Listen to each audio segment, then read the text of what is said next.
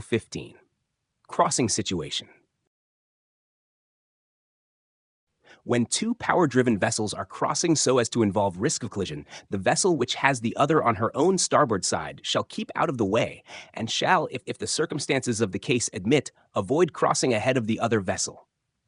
Explanation. Rule 15 applies only to power-driven vessels. A crossing situation exists when the vessel's courses intersect, and there is risk of collision, and it is not a head-on situation, Rule 14, and not overtaking, Rule 13. The vessel which has the other on her starboard side is the give-way vessel. The vessel which has the other on her port side is the stand-on vessel. Required action of the give-way vessel. Keep well clear of the stand-on vessel. Take early and substantial action. If possible, avoid crossing ahead of the stand-on vessel. Common safe actions. Alter course to starboard to pass astern, or reduce speed or stop. Power-driven vessels in a crossing situation in a narrow channel or traffic lane must normally comply with Rule 15, but all vessels are required to avoid crossing a narrow channel if such crossing impedes the passage of a vessel which can safely navigate only within the channel.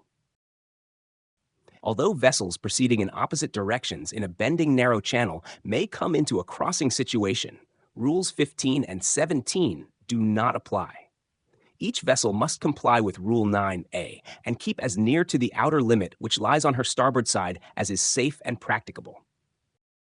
Rule 15 does not apply to two power-driven vessels crossing, so as to involve risk of collision if one of the power-driven vessels is not under command, restricted in her ability to maneuver, or engaged in fishing. Rule 18 applies in such circumstances. An alteration of course to starboard may be the best form of avoiding action if there is any doubt as to whether the other vessel is actually hampered due to the difficulty of recognizing the day signal or lights. The requirement to avoid crossing ahead only applies in a crossing situation in which there is risk of collision.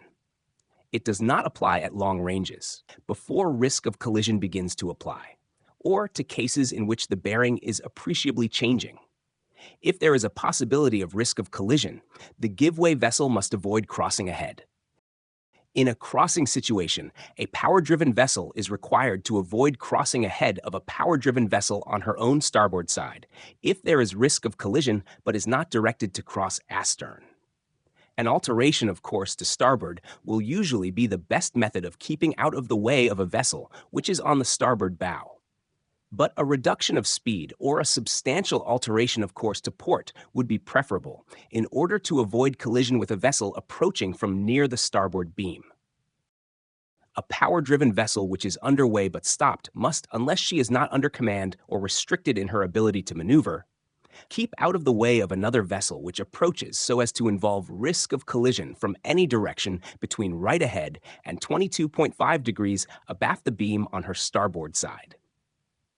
The approaching ship must not be expected to take avoiding action. A vessel lying stopped with her engines ready for maneuver is not entitled to show any special lights or shapes to indicate that she is privileged and must comply with Rules 14, 15, and 18.